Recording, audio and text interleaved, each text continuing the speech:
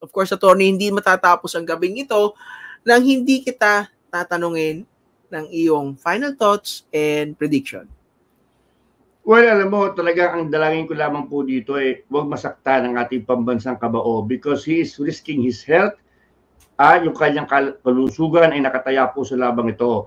We have no idea why Manny Pacquiao is coming back. Siya lamang po nakakaalam niyan. Now, this fight, like JM and I said, may pag-asa po. May solid shot itong si Pacquiao, but it will take a Herculean effort given yung kanyang age, yung kanyang inactivity. So I want him to come out strong, makapag-pile up ng lead, and hopefully get that decision win. Or even a TKO is possible. Dahil marupok po yung Barrios Marupok po talaga. At tatamaan niya si Barrios. Tatamaan niya. Kasi si Barrios, hindi mo kailangan sumakay ng bus para makarating sa panga ni Barrios. Okay? Hindi mo kailangan. At si Manny Pacquiao, kahit hindi na ganun kabilis, pag nakita niyo yung bagal ni Barrios, mas mabilis pa rin siya. Yeah. Barrios, kahit hindi na ganun kabilis si Pacquiao. So tatamaan niya itong si Mario Barrios. So I'd like him to get a good start. Si Barrios tutukod dyan. Tutukuran niya si Manny Pacquiao. He will wait for Manny Pacquiao to make that mistake na mag-lunge in. Alam niya, hindi na ganun kabilis si Manny Pacquiao to dart out. Okay? Maaaring biglang papasok si Pacquiao. Pero this time, you saw in the Ugas fight, he stays in the pocket na. Hindi na siya makagalaw. Although sinasabi niya, minasahe yung legs ko ng mali doon sa laban na yun. Sinasabi niya, kaya di doon siya makagalaw. Yun ang sinasabi nila. So, but the thing is, if he gets trapped, he's gonna be in trouble. So, again, Barrios is the favorite. Alam po natin yan. Huwag na tayo magpatumpik-tumpik. But Pacquiao can pull it off. Because why? If there is any fighter who can overcome this kind of odds, it's the Pac-Man. Because he's a once-in-a-lifetime fighter. We have never seen anything like him. So kung merong makakagawa niyan si Pacquiao, kung ibang boksingero, hindi. Sabi ko nga kung ito hindi 46 years old si Manny Pacquiao at hindi inactive 4 years, wala tayong i-analyze dito. Wala tayong i-analyze. Alam natin, kayang-kaya. Alam mo si Barrios, tingin ko, alam mo yung laban niya, parang kay Jorge Solis. Naalala mo si Solis, medyo pwede, matangkad. Parang ganun parang ganun yung caliber, level. Figura nun So, may solid shot. Pero aminado po tayo mga kaibigan, paborito po yung Barrios. Alam mo, pambata po ito Pambata po ito. Hindi po ito para sa mga 46 years. So, yung 46, bata pa yan actually. Pero sa boxing, wala na yan. Acres na po yan mga kaibigan. So, yan po ang kinakaharap na hamon ng ating pambansang kabao. We're still hoping that Manny can pull it off. Alam mo, mas natatakot nga ako, JM, pag nanalo Why? Kasi sisunod pa He will fight again. Yun po nakakatakot dyan Winning is addictive. Very addictive sa kahit na sinong atleta for that matter. But I just hope nobody will be hurt, lalo na si Manny Pacquiao, because he is really risking a lot. Watch out because this is going to be a good action-packed fight. Walang atrasan po ito mga kaibigan. While it lasts. Yeah. So, who are you picking, attorney? All that said. Hirap, Ang hirap Kasi hindi rin magaling, hindi ako sod. Hindi magaling si Barrios. Wala po, aminin ko sa inyo, hindi ako sod dito kay Barrios. Ang problema, hindi ko alam, at the age of Manny Pacquiao, yung 40 plus na Manny Pacquiao, ang nakikita na natin dito, dalawang Pacquiao The Pacquiao na in the first half, okay pa, and in the second half po, unravels.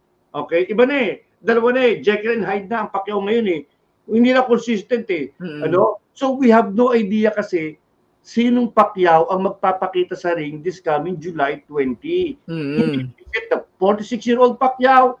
Is it the Pacquiao who is able to turn back the clock?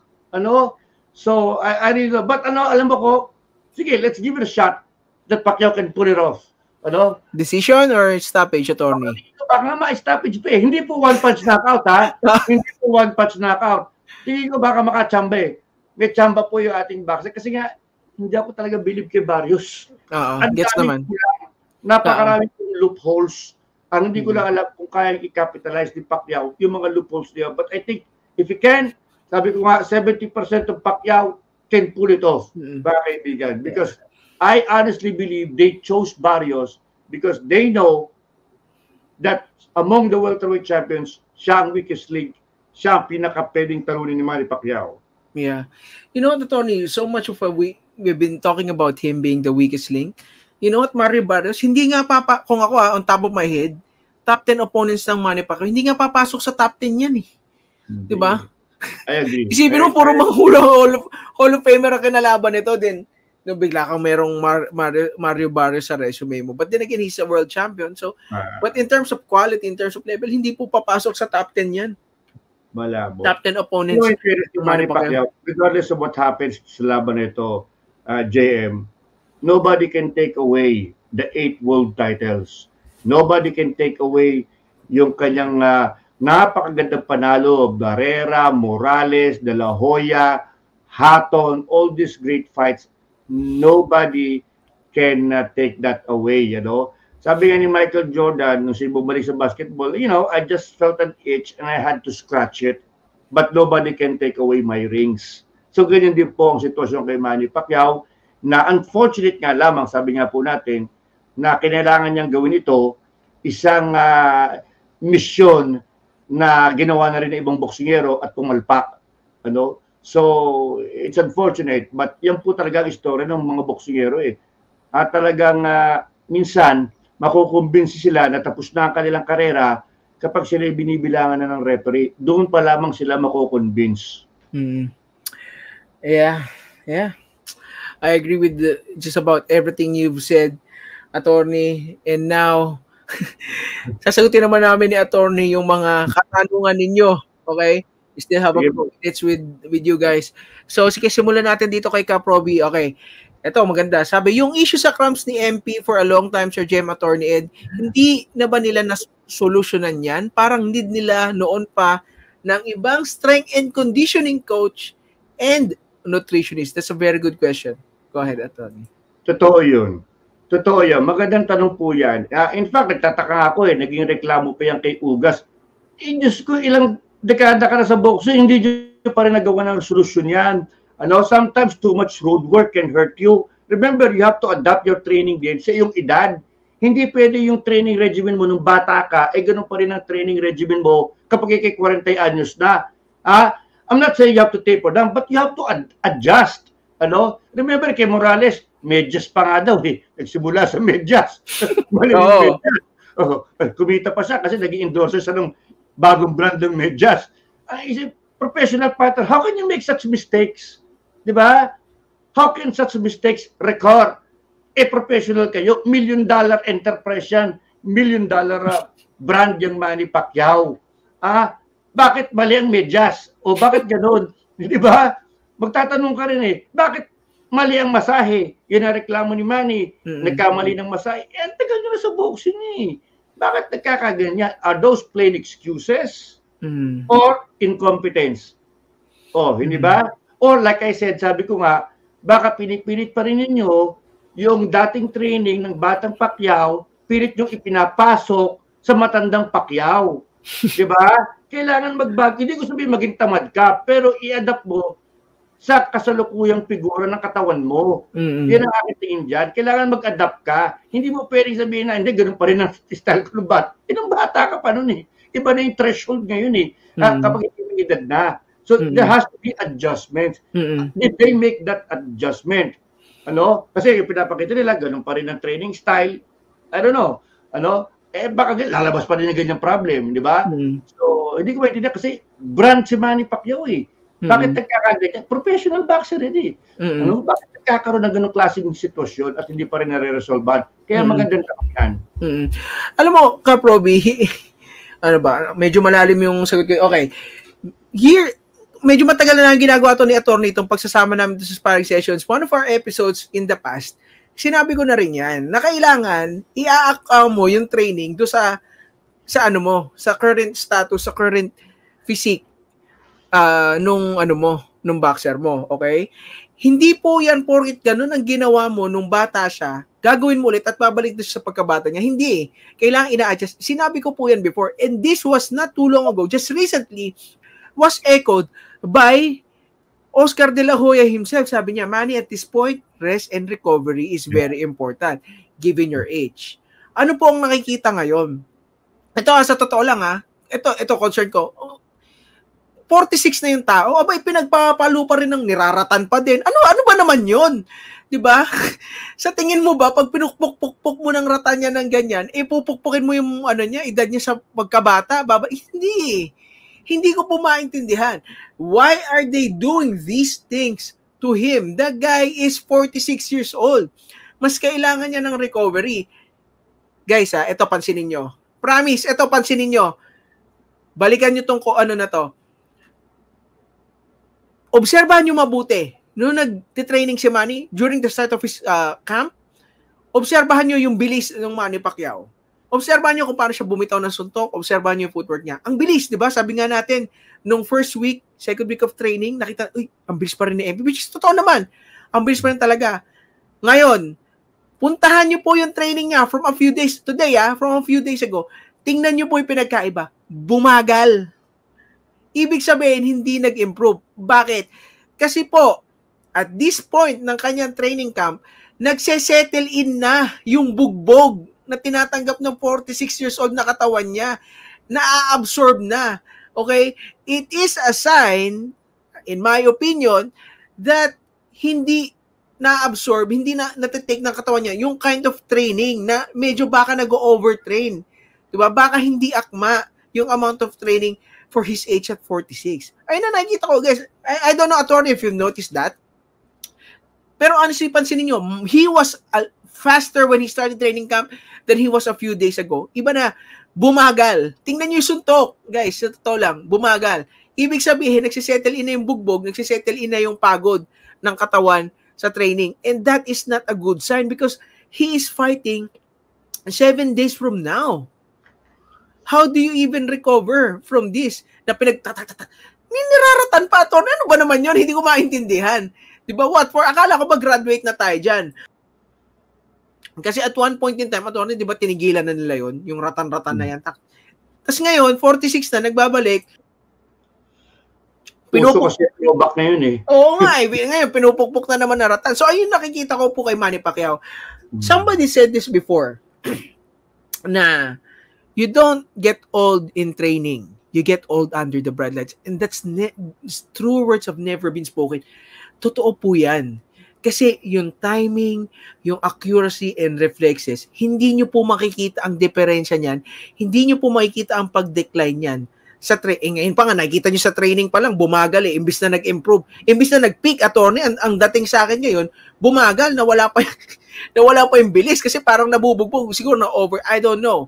Diba? I don't know exactly what they're doing. Pero, truer words have never been spoken. You don't get old in training. Get old under bright lights. Pansinin nyo po yung reflexes ng Manny, nung, yung Turman fight. Towards the end of the fight, grabe kung suntok-suntokin siya ni Turman, medyo nakakatakot yun. Diba? Totoo. Yung Dennis August fight, diba, sarado yung magkabilang mata niya. Nakita ho natin lahat yun. Diba, pinapakain siya ni Jinky. Sinusubuan siya para makain, nakasarado. And you guys think at 46 years old, the reflexes will be back? No! It's not going to be the same. Another thing, diba? Yung kanyang paa, yung kanyang legs, the legs are not there anymore. Okay? Yung Rukia Anpo fight, if it actually told us anything, kung meron siyang pinakita doon sa laban na dapat nating matutunan, okay, pinakita po doon that Manny Pacquiao doesn't have the legs anymore. Sasabihin nila, si Manny mahilig yan sa mga kalaban na come forward fighter. Hindi naman yan problema sa kanya. Yung height and reach advantage, nakita nyo naman ang ginawa kay Margarito. Nung bata siya noon. 46 na siya eh. Diba?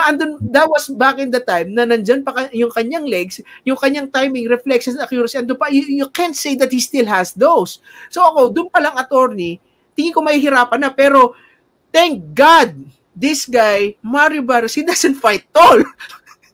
Yes. Tama. Thank God he doesn't fight tall because if he do, then nako, patay ang yari. Talagang sobrang mas tagilito tayo.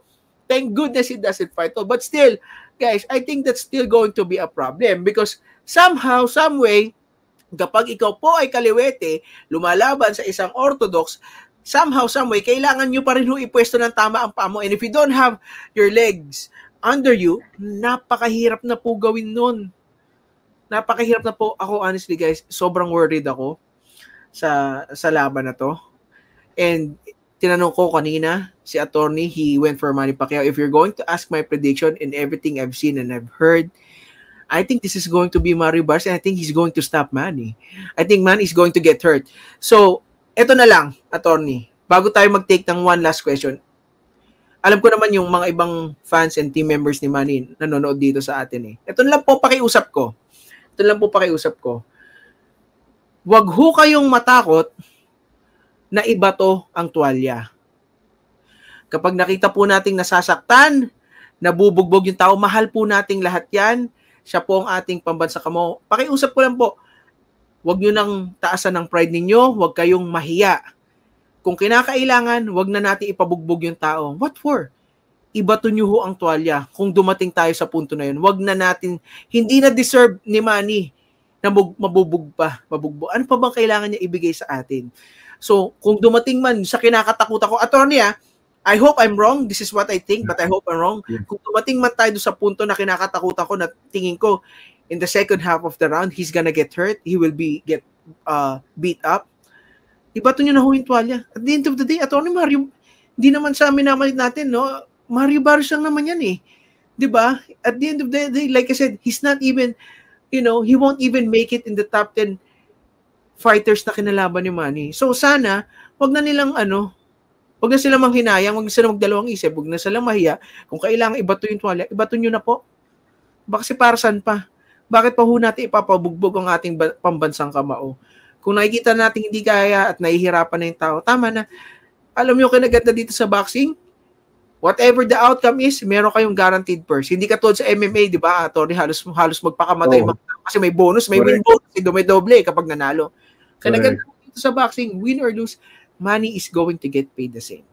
Okay, so, kung kinakailangan po, ibato ang tuwalya, ibato nyo na po. Hindi po kawalan kay Manny, hindi po kahihiyan kay Manny, and believe me, this won't affect his legacy one bit if he loses to Mario Barrios. Kahit na sabihin nyo, it's via TKO dahil, you wave the white flag.